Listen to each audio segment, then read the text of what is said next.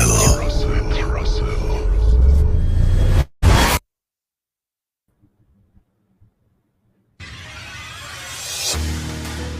Yes, কোনো সন্দেহ নেই যে আপনারা শুনছেন ভূত.com এবং আমি রাসেল আছি সাথে। ঘড়িতে সময় রাত ১২টা, যদিও আমরা ১১টার সময় ১১টা ৫৯ শুরু করেছিলাম। এবং ওয়ার্ল্ড কাপের এই সিজনে আমি জানি না আসলে যে কে শুনবেন আমাদেরকে, কে শুনবেন না। আমরা চেষ্টা করব একটার মধ্যেই আ শেষ করে দিতে। কারণ এখন সব ম্যাচই ইম্পোর্টেন্ট। এই রাউন্ডে সব ম্যাচই ইম্পোর্টেন্ট। আমরা আমাদের পছন্দের সব দলগুলোকেই আমরা যেহেতু বেস্ট 16 এ পেয়ে গেছি, এখন সবাই আসলে চাচ্ছেন যে একটা মুহূর্ত মিস না করতে। সুতরাং আমিও গত সপ্তাহেও দেখলাম যে খেলা শুরু হয়ে গেলে আসলে সবাই বের হয়ে যান। সুতরাং আমি যেটা করব সেটা হচ্ছে খুব দ্রুত শেষ করার চেষ্টা করব, যাতে একটার খেলাটা আপনারা ঠিকঠাক মতন ধরতে পারেন এবং আগামীকালকেও তাই চেষ্টা করব। যদি আপনারা সেরকম চান তাহলে অবশ্যই সেরকমই করব। অনেকে আমাকে কমেন্ট করছেন। আমি দেখতে পাচ্ছি খন্দকার ফারহান, ডিপ সাইলেন্স, আমাদের সাথে আছেন হিমেল মাহমুদ, এমডি আলামিন, আমাদের সঙ্গে আছেন শেখ শফিকুল তালুকদার, আমাদের সঙ্গে আছেন দেখতে পাচ্ছি শাওন মৃধা, আমাদের সাথে আছেন দেখতে পাচ্ছি রনিক খান, ব্রাজিলের পতাকা দিয়েছেন। অনেক ব্রাজিলের সাপোর্টার। আমি দেখতে চাই যে আসলে কে কার টিমকে ভয়ঙ্করভাবে ভালোবাসে।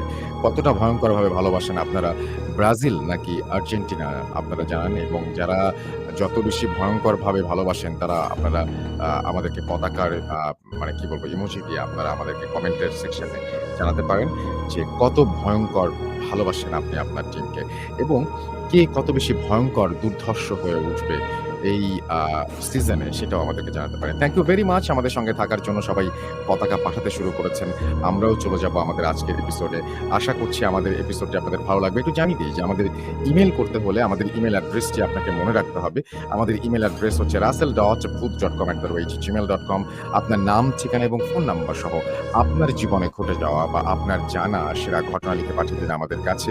ঘটনার শুরুতে অবশ্যই উল্লেখ করুন যে ঘটনাটি আপনি স্টুডিওতে এসে শেয়ার করতে চান, নাকি আপনি চান আপনার ঘটনা আমরা পড়ে শোনাই। যারা দেশের বাইরে রয়েছেন তারা সরাসরি অডিও ক্লিপ পাঠাতে পারেন বা লিখেও পাঠাতে পারেন। ঘটনাটা কমপ্লিটলি আপনাদের ব্যাপার, আপনারা কিভাবে পাঠাবেন। এবং আমাকে একটা জিনিস মেক শিওর করবেন যে আপনারা যদি স্টুডিওতে পার্টিসিপেট করতে চান তাহলে সেটা এখন ভার্চুয়ালিও পসিবল। এবং ভার্চুয়ালি যেহেতু পসিবল সেহেতু আপনারা অবশ্যই আপনারা আমাকে জানাবেন যে ভার্চুয়ালি আপনারা কোথায় আমার সাথে কানেক্টেড থাকতে চান, কোথায় জানাতে চান। এবং আমরা শুধুমাত্র আপনারা যদি রাজি থাকেন আমরা আপনাদের সমস্ত প্রসিডিওর বলে দেবো এবং সেই প্রসিডিওর অনুযায়ী আপনারা জাস্ট আমাদের কাছে আসলেই হবে। তো থ্যাংক ইউ ভেরি মাচ আমাদের সঙ্গে থাকার জন্য।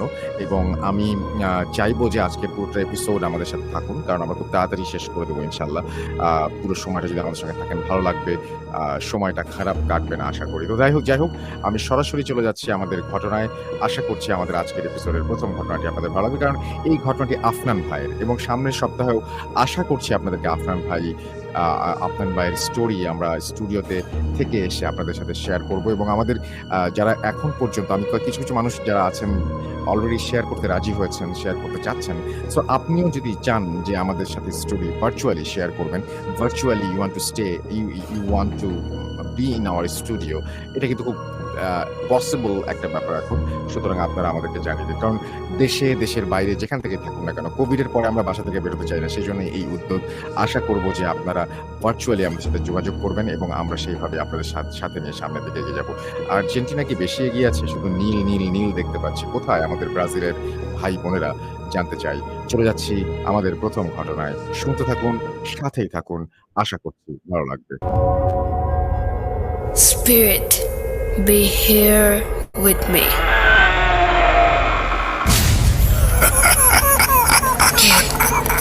কে তুমি? Booth.com. The fear returns with Russell.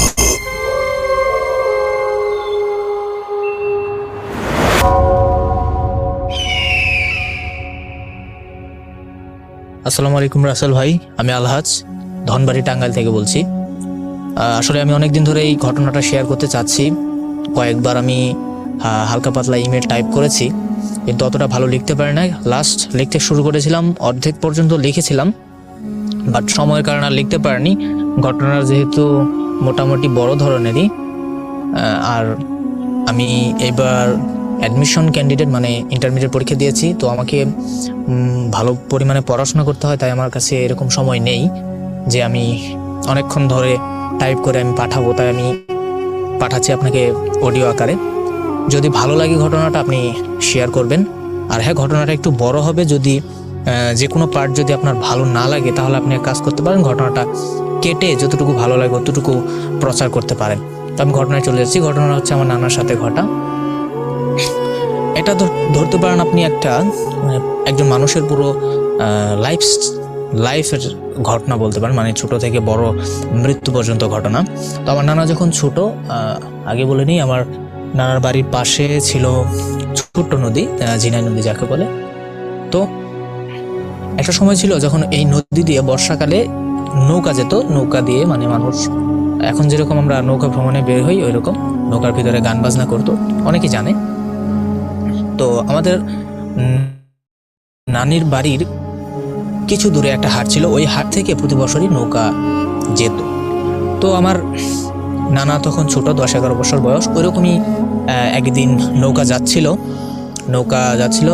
আমার নানার যিনি মা, উনি ওই দিন মুড়ি ভাজছিলেন, গ্রামের মহিলারা মুড়ি ভাজছিলেন। তখন নানা ওই পকেটে করে ভাজা গরম মুড়ি নিয়ে নদীর পাড়ে এসে দাঁড়ালেন, দেখছেন নৌকাগুলো আসছে। তো নানাকে তারা তুলে নেয়, যেহেতু অনেকেরই পরিচিত ছিল। তারপর নানা যায়। তো আমাদের এই এলাকায় এরকম একটা আছে যে ভাজা মুড়ি নিয়ে যদি কেউ দুপুরবেলা বা বাইরে দিয়ে ঘোরাফেরা করে তাহলে বিভিন্ন ধরনের খারাপ জিনিসের আছর তার উপর পড়ার সম্ভাবনা রয়েছে আর কি। তো নানা নৌকা দিয়ে যাচ্ছেন, যেতে মানে এরপর যে ঘটনাটা ঘটেছে সেটা নানার মুখে শোনা, আমি শুনিনি, আমার মা শুনেছে, আমি আমার মার মুখে শুনেছি। তো হঠাৎ যাওয়ার সময় দেখলেন নদীর ধারে বড় বড় 3টা, এখন কি বলবো, আমাদের এলাকায় স্থানীয় ভাষায় গাছগুলোকে বলে গামার গাছ, এখন ভালো নামটা আমার জানা নেই। তো দেখলো যে প্রথমে ওই 3টা গাছের প্রথমে দেখলো একটা গাছের ভিতরে একটা অদ্ভুত ধরনের মানুষ। দেখা গেল যে লোকটার মনে হয় মানে চোখ নেই, এরকম একজন মানুষ। আমি বলছি না যে ভয়ঙ্কর কিছু, ভয়ঙ্কর নয়, তবে আমরা যেরকম দেখি যে অন্ধ লোক যারা থাকে সেরকম।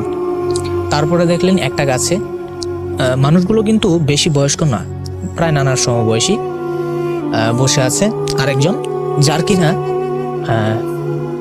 পা নেই, তিনি আসলে পঙ্গু বলতে পারেন এইরকম। তারপরে সেম আরো একটা গাছে দেখলেন এরকমই, ওই লোকটার কোনো শারীরিক কোনো সমস্যা নেই, দেখলেন ভালো মানুষই উনি। তো এই অবস্থা যাচ্ছেন। তো এগুলো দেখার পরে হঠাৎ করেই আমার নানার, আসলে কোনো ভয়ের কিছু না, কোনো ইয়ের কিছু না, হঠাৎ করেই আমার নানার মাথাটা কেমন যেন একটু ঘুরে পড়ে গেলেন।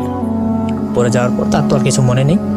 তারপর তার যখন জ্ঞান ফিরল, দেখে যে তিনি বাড়িতে শুয়ে আছে, কবিরাজ আসছে, তার মা কান্না করতেছে এরকম।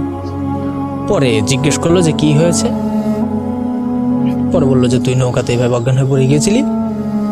কবিরাজকে জিজ্ঞেস করা হলো, কবিরাজ পরে নানাকে বললো যে তুমি কিছু দেখেছো কিনা বা তোমার সাথে কিছু হয়েছে কিনা। পরে এগুলো বলার পরে কবিরাজ যা বলল যে এই 3জন হচ্ছে মানে 3জনকে কবিরাজের ভাষায় বলে মাদার। এখন নামটা আপনাদের কাছে হতে পারে, নতুন হতে পারে, আমি ইংরেজি মাদার এটার কথা বলছি না, মানে নামই মাদার বলেছেন কবিরাজ, যে এদের বৈশিষ্ট্য হচ্ছে এরা মানে পঙ্গু থাকে আর কি। এই জিনগুলো, তখন তো আর তারা জিন বলেনি, যে এই মাদারের বৈশিষ্ট্য হচ্ছে তারা থাকে পঙ্গু, তারা শারীরিকভাবে বিকৃত থাকে। তো নানাকে যে 3জন আসর করেছে, একজন হচ্ছে কানা, তাদের মধ্যে একজন হচ্ছে বুবা, আর একজনের হচ্ছে হাতে পায়ে সমস্যা, পঙ্গু বলতে পারেন এরকম।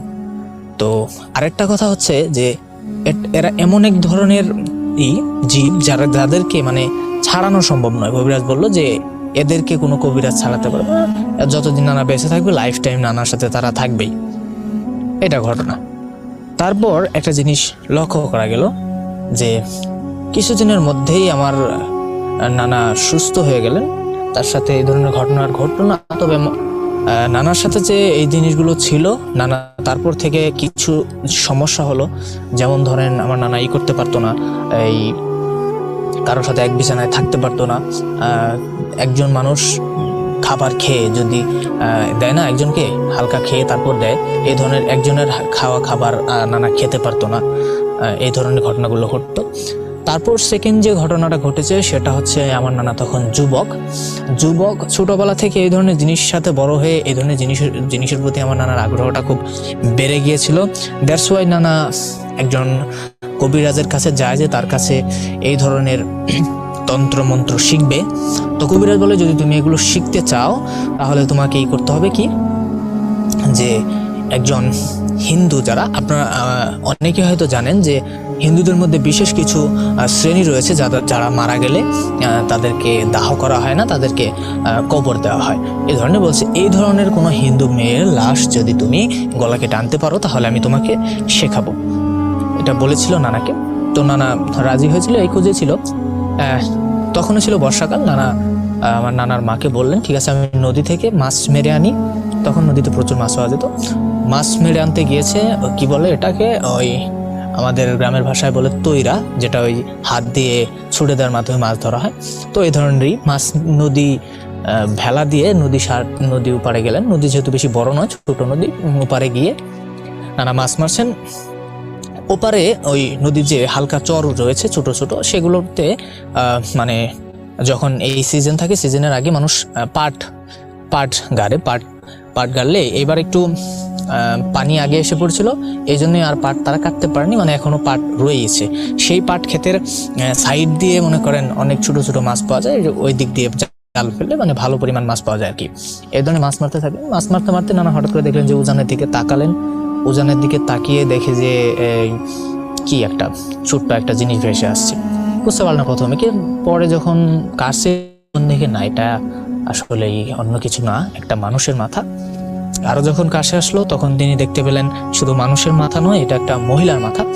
এখন নানা ভাবলেন যে যেহেতু কবিরাজ আমাকে এরকম একটা মাথা নিতেই বলেছে, তো দেখি মাথাটা নিয়ে কাজ হয় কিনা। মাথাটা আমার নানা নিলেন বলতে প্রথমে জাল ফেললেন, মাথাটা আনলেন, মহিলার মাথা এনে ওই মাছ রাখার যে পাত্রটা, সেই পাত্রটার ভিতরে মাথাটা রাখলেন। রেখে নানা আবার মাছ মারতে শুরু করলেন। মাছ আবার মেরে যখন পুনরায় মাছ ওই পাত্রে রাখতে গিয়ে দেখে যে না, ওইখানে মাথাটা নেই, মাথাটা ভেসে যাচ্ছে। ভাবলেন হয়তো বা নিজের অসতর্কতার কারণেই মাছ পড়ে গেছে। এই জন্য নানা ভয় পাননি ওইভাবে। আর সত্যি কথা বলতে কি, তারপর ওটা কি করলেন, আবার ধরে আনলেন। ধরে এনে আবার নানা এর ভিতরে রাখলেন, এই কি মাছ রাখার পাত্রের ভিতরে রাখলেন। সেকেন্ড টাইম রেখে আবার মাছ মারা শুরু করে দিলেন। আরেকবার মাছ মেরে রাখতে যাবেন, তখন দেখেন যে না, এখনো নেই, সেটা আবার ভেসে যাচ্ছে। এবার নানা বললেন হয়তোবা পানির ঢেউ বা উঁচু নিচু এই ধরনের কোনো কিছু হতে পারে। তিনি কি করলেন, সেটা নিয়ে আবার পাত্রের ভিতরে রাখলেন। রেখে এবার উপরে রেখে আসলেন, মানে শুকনো টাইপের জায়গা বা এইরকম, যেখানে পাটের ইয়ের সাথে মানে আটকে রাখা যায়, এরকম একটা জায়গা যাতে পড়তে না পারে, আমি বোঝাতে চাচ্ছি আর কি। এই জায়গায় রাখলেন, রেখে মাছ মারা শুরু করলেন। যখন আবার মারতে গেলেন, দেখেন যে পুনরায় সে একইভাবে পড়ে গিয়েছে। তখন কিন্তু নানা শিওর ছিলেন যে এটা পড়া সম্ভব নয়। তখন কিন্তু খুব ভয় পেয়েছেন। আর আপনারাই ভেবে দেখুন যারা শুনছেন, যে এরকম একটাই পরিস্থিতি, নদীর উপর আপনি দাঁড়িয়ে আছেন, কেউ নাই, চতুর্থ পাট ক্ষেত, আর মাঝখানে আপনি একা দাঁড়িয়ে আছেন, আর আপনার সাথে একটা মানুষের মাথা যেখানে আপনি সরে যাচ্ছে। কি ধরনের পরিস্থিতির সৃষ্টি হতে পারে? এই ধরনের পরিস্থিতি এখন নানা মনে করেন ভয়ে জবুথবু হয়ে গেছে। আর তিনি মনে করেন আসার মতো পরিস্থিতি নেই, তিনি কি করবেন? কিন্তু হ্যাঁ, ওখানে যদি ভয় পায় তাহলে তারও জীবন শেষ। তাই কি করলেন, নানা আল্লাহর নাম নিয়ে ভেলাতে উঠলেন। তবে যতটুকু ভয় তিনি ওখানে পেয়েছেন, ততটুকু তার থেকে বেশি ভয় পেয়েছেন যে নদীর মাঝখানে যদি আমি যাই, তখন যদি নিচ থেকে আমার ভেলাটা টান দেওয়া হয় বা নিচ থেকে আমার পাটা ধরা হয়, তখন আমার কি পরিস্থিতি হবে ভেবে দেখুন। এইটাই কিন্তু সব থেকে বড় ভয়, যে এরকম একটা পরিস্থিতির পর একা নদী পার হয়ে যাওয়া, এটা কিন্তু খুবই কঠিন একটা ব্যাপার। যাই হোক, ওই ধরনের কোনো ঘটনা ঘটেনি। নানা বাড়িতে চলে আসলেন, কিন্তু যতটুকু ঘটেছে একজন মানুষের ভয় পাওয়ার জন্য ততটুকুই যথেষ্ট। তাই ভয়ে নানার জ্বর এসে পড়েছে। নানার মা তিনি তো জানতেনই তার ছেলে কিরকম, তার ছেলের স্বভাব জানা আছে। তো জ্বর আসার পরে বললেন যে তোর কিছু হয়েছে কিনা, যে মাছ মারতে গিয়ে কোনো ভয় পেয়েছিস কিনা বা কারোর সাথে কোনো কিছু করেছিস কিনা। পরে নানা বললো হ্যাঁ এই ধরনের ঘটনা। পরে কি করলো, নানাকে নিয়ে গেল কবিরাজের কাছে।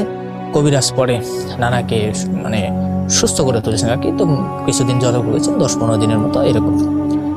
তো সবচেয়ে ইন্টারেস্টিং যে ঘটনাটা এখন আমি বলতে যাচ্ছি সেটা হচ্ছে, যখন নানা যুবক বিয়ে করেছেন, তার কিছু বছর পরে বিয়ে করেছেন, ওই যে কবিরাজ বলেছিল মানুষের মাথা আনতে।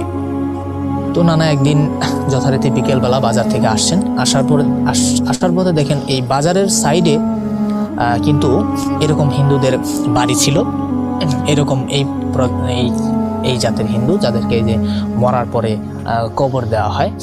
তো দেখলেন যে এই বাড়িতে একজন মহিলা মারা গেছে। তো নানা খুশি হলেন, কারণ অনেকদিন ধরেই তিনি খুঁজছেন এরকম একটা জিনিস কিন্তু পাচ্ছেন না। তো তিনি সিদ্ধান্ত নিলেন যে হ্যাঁ তিনি এবার কাজ করবেন। এই ভাবনা করে তিনি বাজার থেকে একটু দেরিতে ফিরলেন। বাজারের থেকে তিনি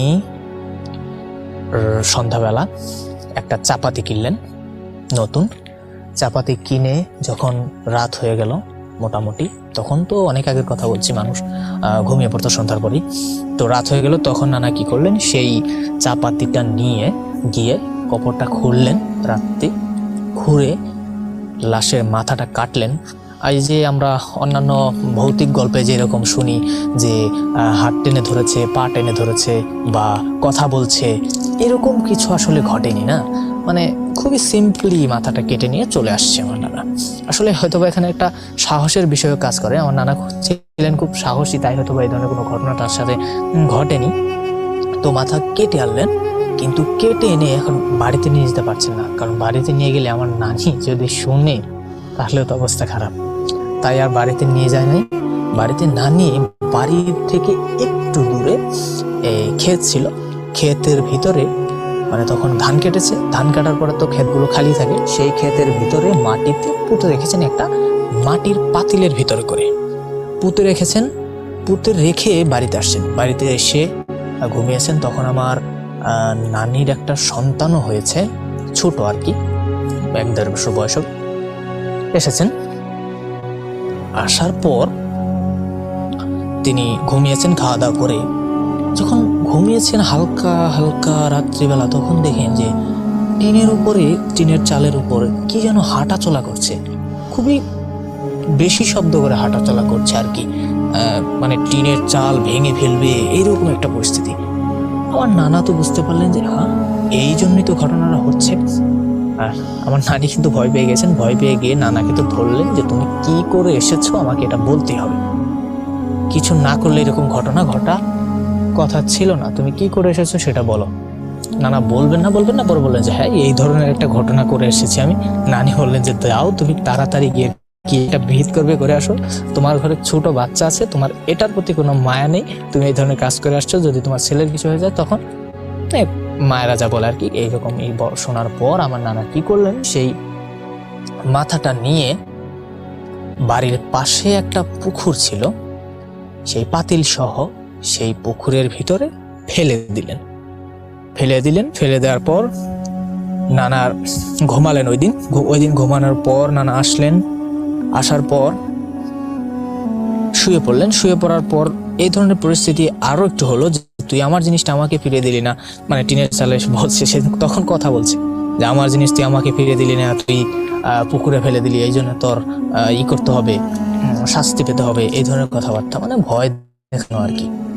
নানা কিন্তু ভয় পাওয়ার মানুষ নয়, আর নানিকেও সাহস দিচ্ছেন যে না কিছু হবে না, তুমি ভয় পেও না, এই ধরনের কিচ্ছু হবে না।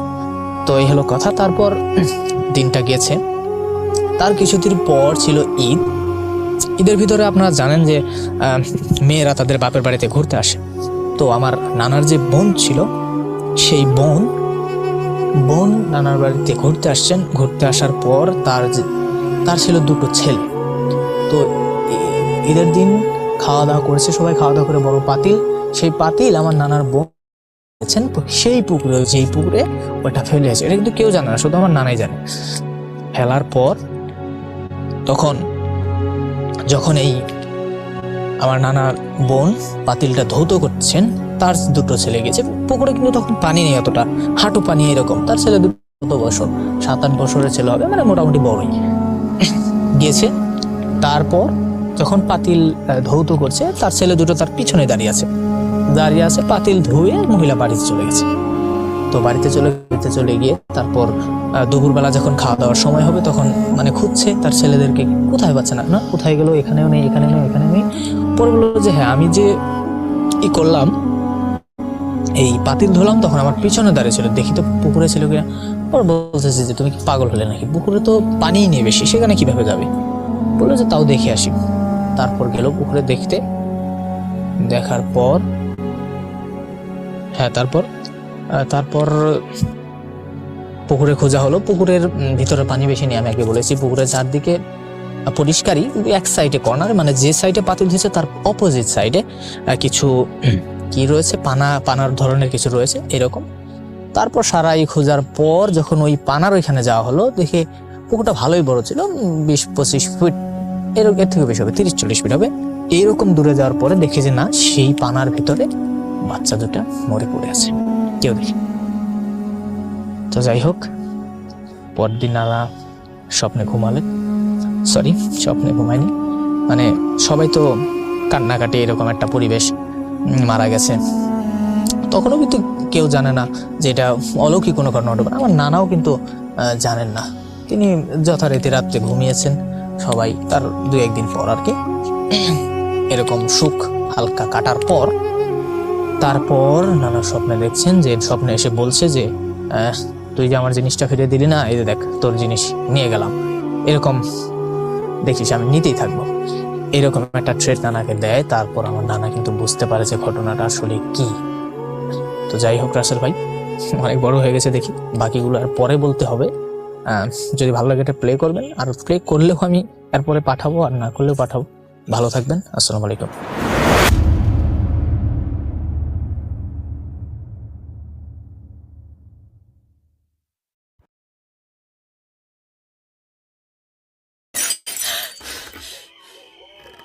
আজ আবার শুনতে পাচ্ছেন শব্দটা? ভয়ের আরেক নাম ভূত.com with Russell.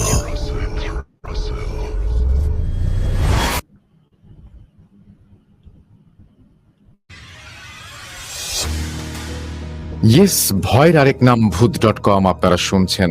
এই মুহূর্তে ঘড়িতে সময় রাত 12:23 এবং একটার পর একটা ঘটনা আমরা শুনছি। আশা করছি আপনাদের ভালো লাগছে, এবং আমরা চেষ্টা করব মানে কি আমরা চেষ্টা করছি অলরেডি, যে যেভাবেই হোক রাত 1টার আগে আমাদের শোটা শেষ করতে, যাতে করে আপনারা নির্দ্বিধায় নিশ্চিন্তে খেলা দেখতে পারেন, এবং সেই জন্য আমাদের চেষ্টা অব্যাহত থাকবে।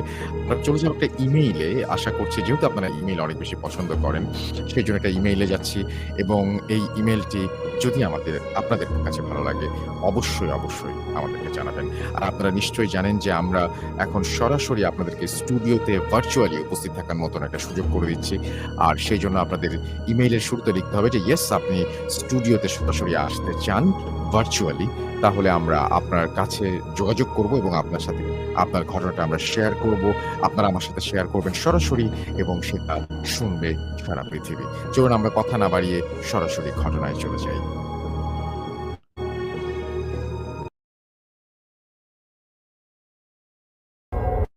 Spirit, be here with me.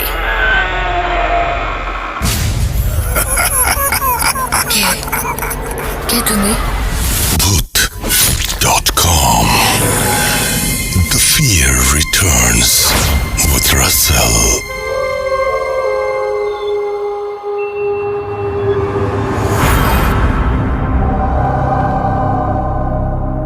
যেভাবে লেখা আছে আমি সেভাবেই পড়ার চেষ্টা করছি।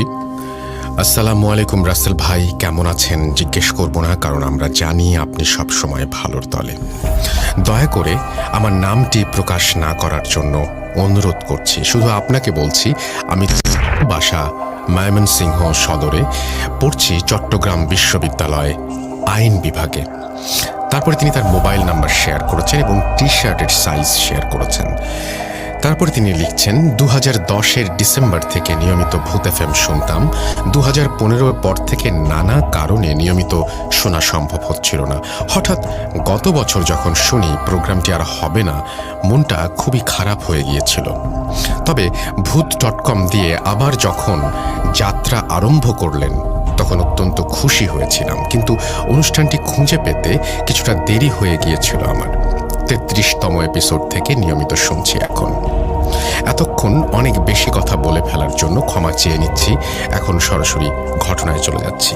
ঘটনায় যাবার আগে আমি আপনাকে একটু বলতে চাই, সেটা হচ্ছে যে যেহেতু আপনি 2015-এর পর থেকে শোনেননি, আবারও কামব্যাক করেছেন এবং আপনি লিখছেন যে 33তম এপিসোডের পর থেকে আপনি রেগুলার শুনছেন, তার মানে আমরা সাকসেসফুল। এবং আমার খুব ভালো লাগলো যে আপনি শুনছেন এবং ভূত.com আপনাকে সেই পরিমাণ আনন্দ দিতে পেরেছে বলেই আপনি আমাদের সাথে যুক্ত হয়েছেন এবং আমাদের সাথে এখনো আছেন। আমি চলে যাচ্ছি আমাদের ঘটনায়।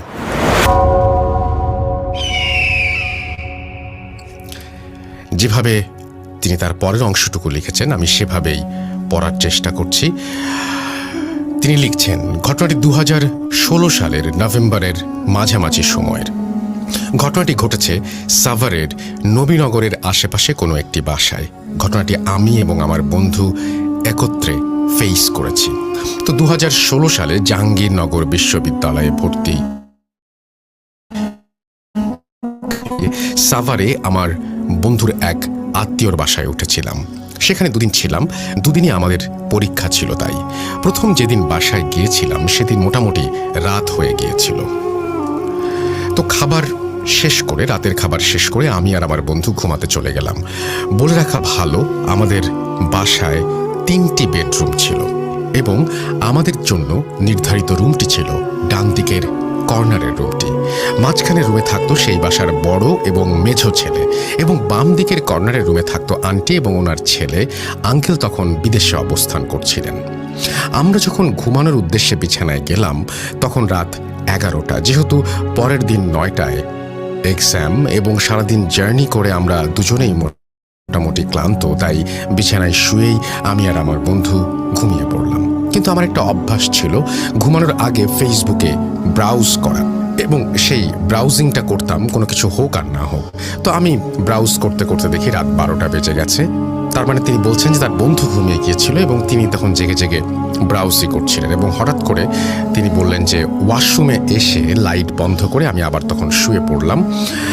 হঠাৎ দেখি রুমের ছাদে দৌড়াদৌড়ির আওয়াজ।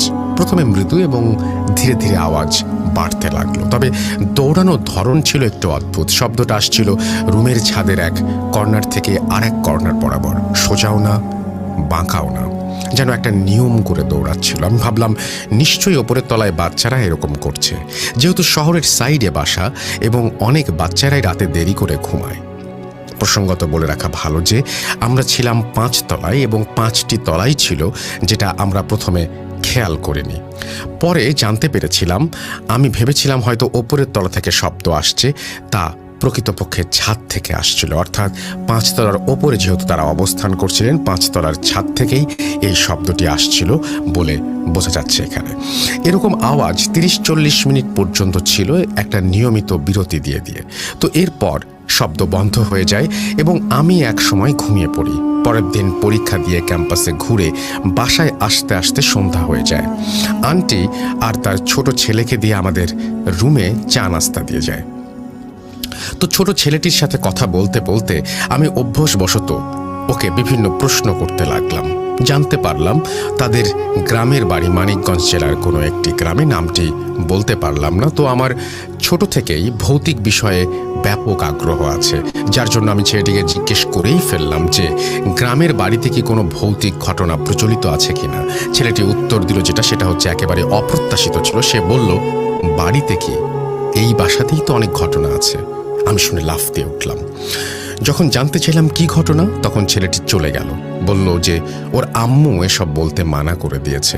তো আন্টি যখন আমাদের রুমে আসলো, আন্টিকে এ প্রসঙ্গে জানতে চাওয়ায় প্রথমে আন্টি এরকম অস্বীকার করে বসলেন এবং বললেন ছোট ছেলে কি বলতে না কি বলেছে। কিন্তু আমার প্রচুর চাপাচাপির পর আন্টি আমাকে বলতে বাধ্য হলেন। তো উনি কিছু তথ্য দিলেন বাসাটি সম্পর্কে, যা ছিল যথেষ্টই আতঙ্কজনক। উনি বললেন ওনারা এই বাসায় ওঠার পরপরই কিছুদিন পরেই নানা রকম অদ্ভুত কর্মকাণ্ড শুরু হয়।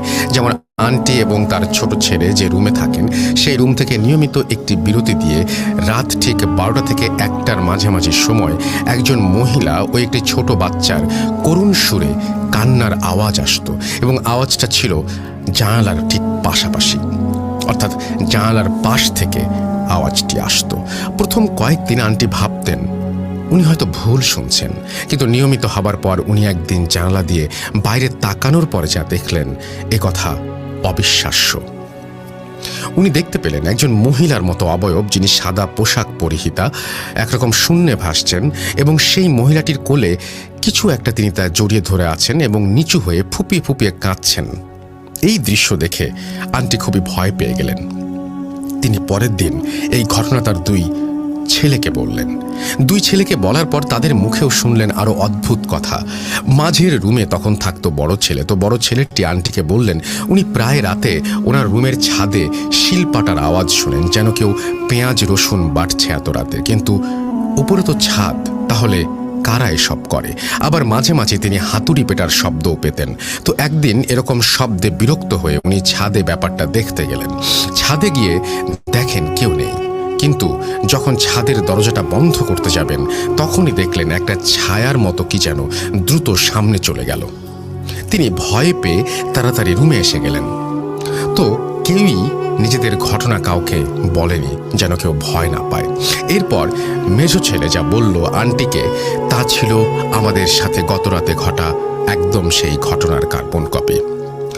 হুবহু সেই ঘটনার সাথে মিলে মেজো ছেলেও ঠিক আমারই মতো রুমের ছাদে এক কর্নার থেকে অন্য কর্নারে দৌড়াদৌড়ির আওয়াজ পেতে লাগলেন প্রায় প্রতি রাতেই। তিনি বিরক্ত হয়ে একবার ছাদে গিয়ে দেখলেন একটা আগুনের গোলার মতো ছাদের এক কর্নার থেকে আর এক কর্নারে ছুটে যাচ্ছে।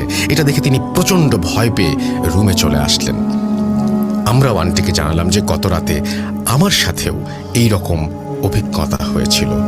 তো টানা কয়েকদিন এরকম ভীতিকর অভিজ্ঞতার পর আন্টিরা প্রথমে আরও কিছু ভাড়াটিয়ার সাথে ব্যাপারে কথা বললেন। তারা জানালেন তাদের প্রত্যেকের পরিবারেই কারো না কারোর সাথে কিছু না কিছু বিস্ময়কর ঘটনা ঘটেছে। যেমন একদিন দুপুরে এক বাসায় বুয়া ছাদে কাপড় নাড়তে গিয়ে দেখে এক মহিলা নিচে পা ঝুলিয়ে বসে আছে। তিনি তাকে ডাকতে গেলেন এবং দেখলেন সেই মহিলার চোখ রক্তলাল। এটা দেখে বুয়া চিৎকার দিয়ে বাসায় গিয়েও আবারও কয়েকজনকে নিয়ে এসে দেখলেন কেউ নেই।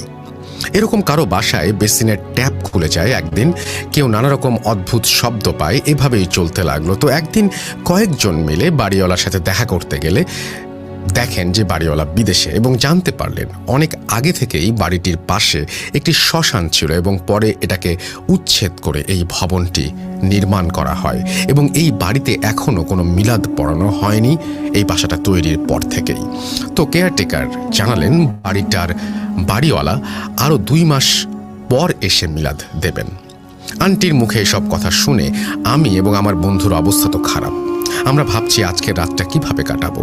তখন যদি জানতাম আমাদের জন্য কি অপেক্ষা করছে, তো রাতের খাবার খেয়ে ভয়ে ভয়ে আমরা সেদিন বিছানায় গেলাম। অপেক্ষা করছি কখন না কখন আবারও সেই দৌড়াদৌড়ির আওয়াজ শুরু হয়ে যায়, কিন্তু প্রায় 12:15 বাজার পরেও কোনো ছোটাছুটির শব্দ না পেয়ে আমরা ভাবলাম হয়তো আজ আর কিছু হবে না, কিন্তু মন থেকে তবুও ভয় যাচ্ছিল না।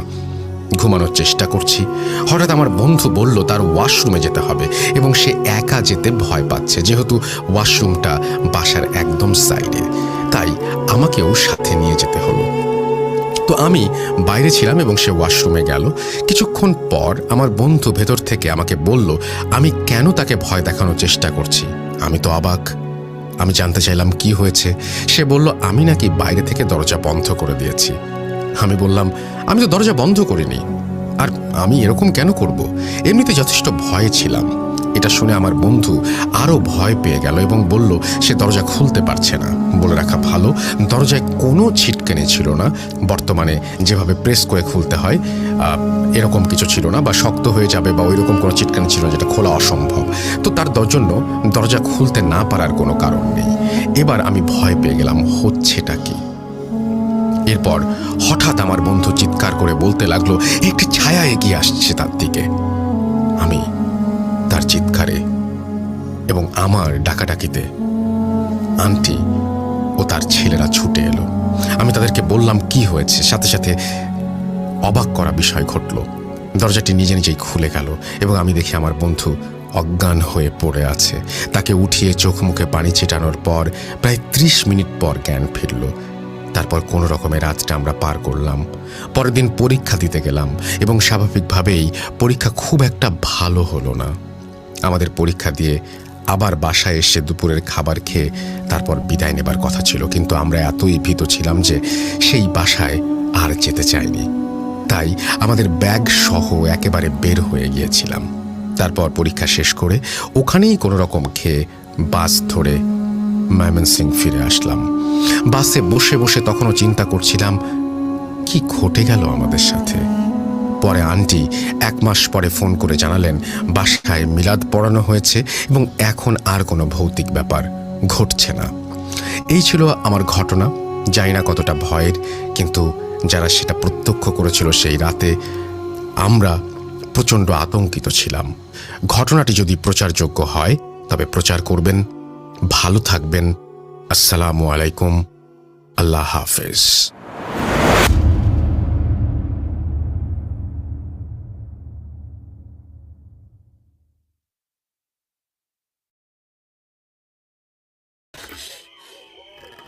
আজ আবার শুনতে পাচ্ছেন শব্দটা? ভয়ের আরেক নাম ভূত.com with Russell. ইয়েস, ভয়ের আরেক নাম ভূত.com। আমরা দেখতে পাচ্ছি যে অনেকেই এখন আমাদের সঙ্গে আছেন, কেউ কেউ চলেও গেছেন।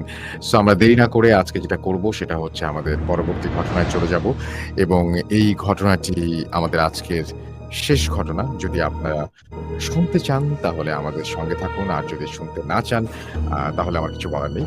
বাট যদি মনে হয় যে আজকের এই শেষ ঘটনাটি আপনারা শুনবেন তাহলে আমি বলবো, আহ্বান জানাবো আমাদের সঙ্গে থাকার জন্য। আমি কথা না বাড়িয়ে সরাসরি ঘটনায় যাব। তবে তার আগে জানিয়ে দিই আমাদের ইমেল অ্যাড্রেস হচ্ছে russell.booth.com@gmail.com। আপনার নাম, ঠিকানা এবং ফোন নাম্বার সহ আপনার জীবনে ঘটে যাওয়া বা আপনার জানা সেরা ঘটনা লিখে পাঠিয়ে দিন আমাদের কাছে। ঘটনার শুরুতে অবশ্যই উল্লেখ করুন ঘটনাটি আপনি স্টুডিওতে এসে শেয়ার করতে চান নাকি আপনি চান আপনার ঘটনা আমরা পড়ে শোনাই। যারা দেশের বাইরে রয়েছেন তারা এবং যারা দেশের ভেতরে রয়েছেন তারাও ভার্চুয়ালি আমাদের স্টুডিওতে অংশগ্রহণ করতে পারেন। জাস্ট লিখুন যে আমি ভার্চুয়ালি স্টুডিওতে এসে ঘটনা শেয়ার করতে চাই। আমি আপনাদের সব প্রসিডিওর বলে দেবো। এটা অনলাইন প্ল্যাটফর্মেই আপনি ঘটনা শেয়ার করবেন। It is very much possible now. আমরা আপনাদের সেই অপেক্ষায় আছে আহ্বানের। কয়েকজন অলরেডি আমাদের সাথে তাদের আগ্রহ প্রকাশ করেছেন, তাদেরকে নিয়ে হয়তো আমরা খুব দ্রুতই ফিরে আসবো। এখন যেটা করবো সেটা হচ্ছে সরাসরি চলে যাবো আমাদের পরবর্তী ঘটনায়। আশা করছি এই ঘটনাটি আপনাদের ভালো লাগবে। শুনতে থাকুন ভূত.com। আমি রাস্তা আছি সাথে। আশা করছি ভালো লাগবে প্রতিটা মুহূর্ত। Spirit, be here with me.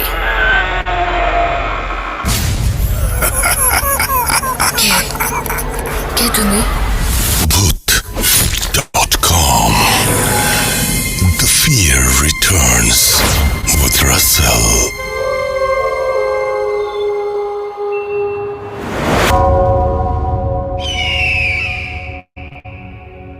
আসসালামু আলাইকুম রাসেল ভাই। আমি ভালো আছি এবং আমি বিশ্বাস করি আপনিও ভালো আছেন, কারণ আপনি সবসময় ভালোর দলেই থাকেন। রাসেল ভাই, আমার নাম রফিক। আমি অনার্স 2য় বর্ষে পড়াশোনা করছি। তো রাসেল ভাই, আজকের যে ঘটনাটা আমি আপনার সাথে শেয়ার করব, এই ঘটনাটা 2006 কিংবা 7-এর ঘটনা। তখন আমি সম্ভবত ক্লাস 2-তে পড়ি। বলে রাখা ভালো রাসেল ভাই, আমার বাবা একজন পুলিশ কর্মকর্তা। তিনি তখন ফরিদপুরের চরভদ্রসন থানায় ছিলেন। তো ফ্যামিলি সহ আমরাও সেখানে ছিলাম এবং ঘটনাটা ওখানকারই। খুব সম্ভবত গ্রীষ্মের মাঝামাঝি সময় হবে। হঠাৎ আমরা কোয়ার্টারেই থাকতাম। তো হঠাৎ একদিন জানতে পারলাম যে একটা গলা কাটা লাশ নাকি পাওয়া গেছে, এটা নাকি থানায় এনে রাখা হয়েছে। এই লাশটা নাকি আমার বাবাই উদ্ধার করছে এবং পরবর্তীতে জানতে পারি লাশটা নাকি বেশ বিভৎস অবস্থায় ছিল এবং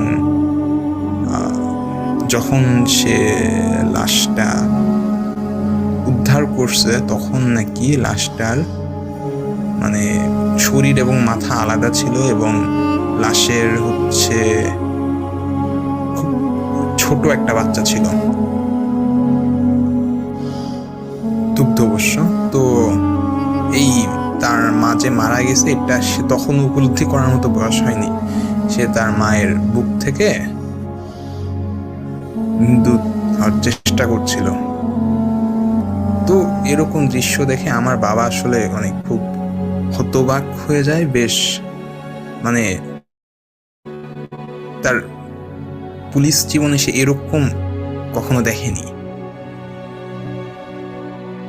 তো রাসেল ভাই, তাকে যে গলা কেটে জবাই করা হয়েছে এটা নিয়ে ময়না তদন্তের জন্য পাঠায় এবং তার পারিবারিক ডিটেলস বের করার জন্য পরবর্তীতে বেশ দৌড়াদৌড়ি করতে হয়, কিন্তু তেমন কিছুই জানা যায় না। তো রাসেল ভাই, ওই দিন রাত্রেবেলা বাবা একটা খুব অদ্ভুত স্বপ্ন দেখে। স্বপ্নটা ছিল এরকম যে একজন লোক, তার চেহারা বোঝা যাচ্ছে না, একটা মেয়েকে বেধড় মারধর করতেছে, মানে প্রচন্ড মারধর করতেছে এবং লাস্টে গিয়ে মারতে মারতে ওই মহিলা প্রায় অজ্ঞান অবস্থা। তো এরপরে ওই মহিলার গলায় ছুরি কিংবা বটি দিয়ে তাকে মেরে ফেলছে। তো এই স্বপ্ন দেখার পরে আসলে বাবা বেশি চিন্তা করে নাই, কারণ হয়তো মনে করছে যে হয়তো আজকে এরকম লাশটা পাইছি, এরকম একটা দৃশ্য দেখছি, হয়তো এই কারণে আমি এরকম একটা স্বপ্ন দেখলাম। তো রাসেল ভাই পরপর 2 রাত 3 রাত সে একই স্বপ্ন দেখতেছে এবং মাঝে মাঝে সে দেখে যে মারধর করতেছে, এমন সময় তার ঘুম ভেঙে যাচ্ছে বাবার। আবার মাঝে মধ্যে সে এরকম দেখতেছে যে হত্যা করার পরে সে বাসা থেকে বের হয়ে গেল এবং পাশের বাগানের মধ্যে চলে গেল। তো বাবা হচ্ছে তার থানা থেকে 1-2জন কনস্টেবলকে নিয়ে ওই জায়গাটায় আবার যায় আর কি, কারণ যেহেতু লাশটা সে উদ্ধার করছিল এটা তদন্ত করার দায়িত্ব তার উপর ছিল। তো যেহেতু খুন হয়েছে, তো খুন করার প্রথম কথা মোটিভ এবং যেই অস্ত্র দিয়ে খুন করা হয়েছে এটা খুবই গুরুত্বপূর্ণ থাকে যে কোনো তদন্তের জন্য। তো অস্ত্রটা সেদিন অনেক খোঁজাখুঁজি করে পাওয়া যায়নি। তো কনস্টেবল নিয়ে বাবা বাগানে একটু খোঁজ করতে বলে যে দেখো বাগানে কিছু পাওয়া যায় কিনা। রাসেল ভাই, বাগানে একটা বেশ বড়সড় একটা আম গাছ ছিল এবং আম গাছের 2টা শাখা, বেশ মোটা শাখা, নিচ থেকে বেশ মোটা 2টা শাখা, স্বাভাবিক উচ্চতার থেকে একটু বেশি উপরে সাধারণ মানুষের। তো ওরকম মাঝখানে একটা চিপা জায়গা ছিল এবং ওইখানে তারা একটা মানে বেশ ধারালো চাবাতি বা দা জাতীয় একটা অস্ত্র পায়। তো এটা এভিডেন্সের জন্য তারা নিয়ে আসে এবং ধারণা করে যে এটা দিয়ে হয়তো হত্যা করা হয়েছে। এখন রাসেল ভাই, প্রধান সন্দেহ যায় তার স্বামীর উপরে, কারণ স্বামীকে তখনও পাওয়া যায়নি এবং স্বামীর ফ্যামিলি মেম্বার্স কিংবা যাদের সাথে যারা তাকে চিনতো তারা কেউ বলতে পারে না এই মহিলার হাজবেন্ড কোথায়। তো আবার 2-3 সপ্তাহ খোঁজ চলে, বলে আসা হয় যে যদি কেউ কোনো খবর পায় যেন জানানো হয়। তো রাসেল ভাই সে নাকি আবার একটা অদ্ভুত স্বপ্ন দেখে। স্বপ্নটা থাকে এরকম যে একটা বেশ টিন শেড একটা ঘরের মধ্যে 3জন কি 4জন মানুষ বসে আছে এবং বসে কোনো একটা কথা বলতেছে, জাস্ট এতটুকুই, এর বেশি কিছু না। তো এই স্বপ্নের আসলে কোনো মানে থাকে না। তো বাবা এটাকে আবার তোয়াক্কা করে না এবং সারাদিন যেহেতু স্ট্রেসের মধ্যে দিয়ে যায়, তো সে মনে করে হয়তো স্ট্রেসের কারণে এরকম কিছু একটা সে দেখছে আর কি। সে আমার আম্মুর সাথে শেয়ার করে, আমার আম্মু বলে এরকম চিন্তা না করতে, বলা যে যদি বেশি সমস্যা হয় তাহলে হুজুরকে হ্যাঁ একটা তাবিজের ব্যবস্থা করে দিতে। বলে না, ওসব লাগবে না, তার এই সমস্ত ব্যাপারে বিশ্বাস রাখে না আর কি। তো যাই হোক, পরপর একই স্বপ্ন সে প্রায় দিন দেখতো। হঠাৎ একদিন সে যেন স্বপ্নের মধ্যে শুনতে পায়, শুধু মানে 2-1টা কথা শুনতে পায়। তার মনে হচ্ছিল যে তারা যেন কি নিয়ে কথা বলছে এবং সে উপলব্ধি করতেছে আর কি। সব কথাগুলো ছিল এরকম যে মানে খুন খারাপি এই জাতীয় কথাবার্তা হচ্ছিল আর কি। সে ঘুম থেকে ওঠার পরে তার কিছুই মনে থাকে না কি নিয়ে কথা ছিল, কিন্তু তার এই আগে যে হচ্ছে সে বাগানে গিয়ে যেহেতু অস্ত্র পাইছে, তো এইটার কারণে সে চিন্তা করে হইতে পারে